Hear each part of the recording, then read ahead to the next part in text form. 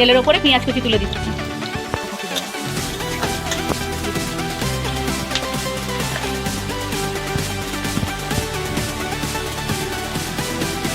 অল্প করে রসুন বাটা,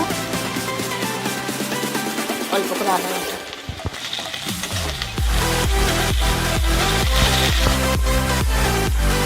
এতে দুটো আলু সিদ্ধ করা আছে, এই আলুটা এতে দিয়ে দেবো।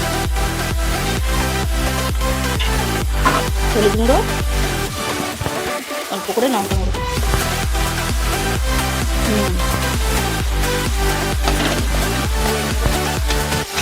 এরকম হয়ে যাবে।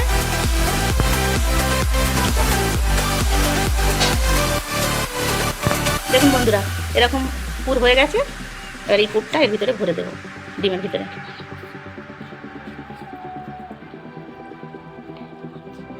এইভাবে সবকটা ভরে নেব। দেখুন বন্ধুরা,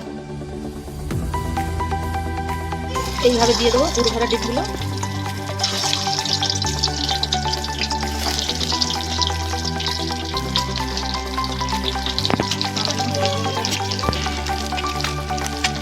এখন লাল লাল করে ভাজা হয়ে গেছে পুরো ভরা ডিমটা।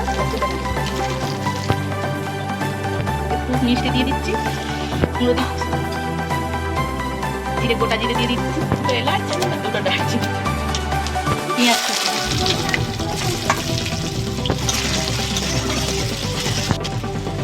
রসুন বাটা, আদা বাটা দিয়ে দিচ্ছি, হলুদ গুঁড়ো, লঙ্কা গুঁড়ো, কাঁচা লঙ্কা কুচি,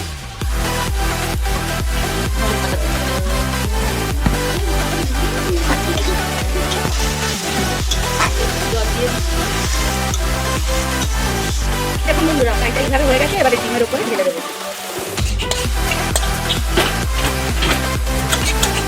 একটু জিরে গুঁড়ো আর গরম মশলা গুঁড়ো আছে, উপর থেকে এইভাবে ছড়িয়ে দেবো।